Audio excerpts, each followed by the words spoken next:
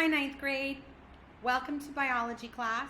As you know, we're not having live Zoom today, so instead, I'm recording a lecture video. Please watch and then answer the questions as they intermittently pop up. Today we start chapter 9. It's a chapter that covers the digestive system and our nutrition. I think guys are going to find it very interesting, especially those of you who like to work out, like to go to the gym, like to keep a healthy body. It's going to be very informative and help you take better care of yourself. Okay, so let's get started. If you have your book, please take it out and turn to chapter 9. We're going to be covering the first couple sections today in our lecture. So, fuel for the body. What is it?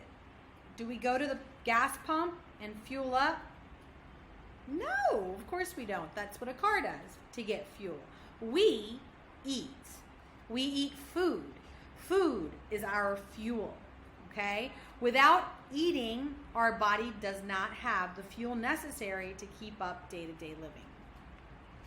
Just like here in this picture, you have a beautiful Bugatti, one of the most expensive cars in the world. I always tell people, would you put regular gas in this car? Of course not. You would make sure that you had premium gas for this vehicle. This is a really expensive, millions of dollars worth of vehicle here. And so, of course, you're not going to put cheap gas in this vehicle. Well, our bodies are the same. Our bodies are special. They were the crown jewel of God's creation, the Bible says. We were fearfully and wonderfully made. So why would we feed our body cheap fuel? Well, that's exactly what you do when you reach for Doritos or candy or that Coke. You're fueling your body with cheap, unhealthy gas. So just like you wouldn't do that for this really nice Bugatti, I would hope that you would consider what you put in your mouth to fuel your precious body, which is much more important than this Bugatti. On that note, metabolism. I know that you guys have heard the term metabolism, but what is it? What is it referencing? The term metabolism refers to the chemical processes of life. Our bodies are like a chemistry lab, right? There's tons of different chemical reactions that go on every day. When I say tons, I mean millions of chemical reactions that go on daily in our body. The metabolism is the term for that. All bodies undergo chemical processes either to create and replace old cells, maybe to maintain or fix things that are injured. In order to do that, right, we go through chemical processes, and this requires a lot of fuel, a lot of food, okay, in order for our bodies to have the energy, the fuel to do this and to do it well. So let's look at this real quick. We have calories. Now, I know you guys have heard the term calorie before, right? Calories. If you go to the grocery store and you look at the packaging of all processed foods, you're going to see how many calories it has per serving. So what is a calorie, though? Have you ever thought about it? What does that mean? Well, basically a calorie is the energy content of that food. Energy, fuel energy, is measured in calories.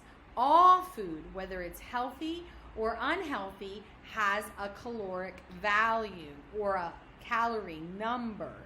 Because remember, food is equal to energy. It's the body's fuel. So if you take in calories, then you burn them for energy, right? So here we have a picture, right? We have a donut and we have 3 apples.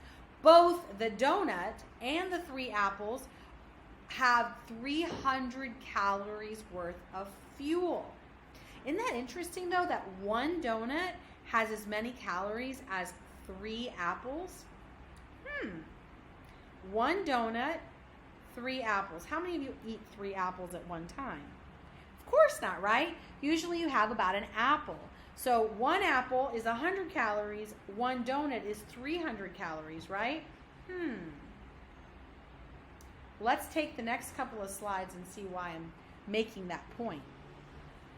Just like we take in food, we take in calories, we burn them, right? That's what the gas is for our body. So we burn these calories, right? Well, everything we do, you burn calories. Sleeping, did you realize that just with sleeping, you're burning calories, 55 calories an hour while you sleep?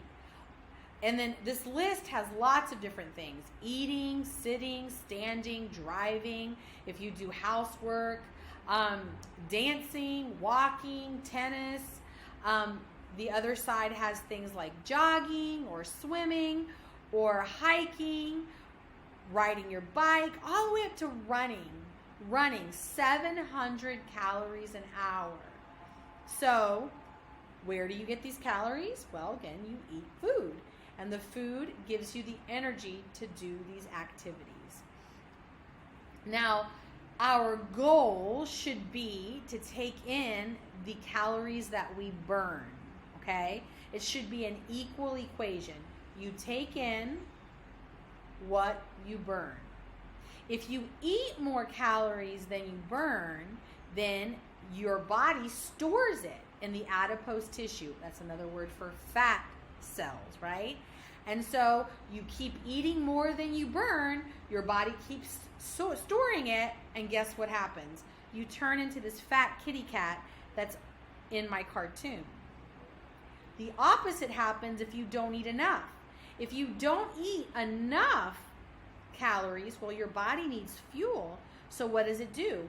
It burns the fat that you have to provide the fuel that it needs. Well, you get to a point where there's no more fat to burn, right? You're so skinny, you really don't even have fat left. And you turn into this really skinny kitty cat that is on the other side of the cartoon, right? So we don't want to go to one extreme versus the other, okay? So our goal should be calories in equals calories out. The calories we take in, we should burn. So later on, in this chapter, I'm going to help you learn to calculate your metabolic needs, your caloric needs, so that you know how much you're supposed to take in based on how much you burn.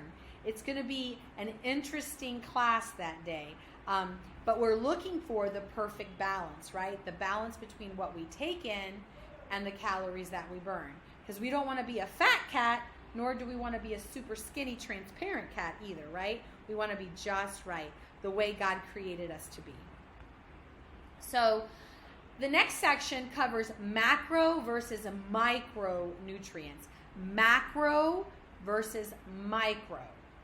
Macronutrients are nutrients that your body needs a large amount of.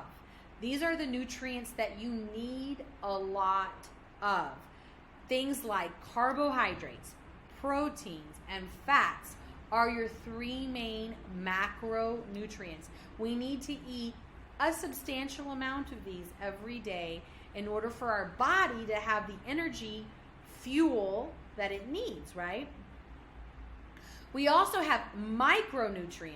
Micronutrients mean our body still needs them. They're still super important, but we only need a little bit of them, a small amount, okay? They're essential, but we don't need large quantities, okay? Micronutrients are your vitamins and your minerals. All right, so let's take a closer look at these two categories, okay, in the next lecture, okay? I hope this was a good introduction to Chapter 9. Answer the questions as this video rolls along. Do your assignment. You're supposed to do section review 9.1 and have it turned in by tomorrow. Have a good day.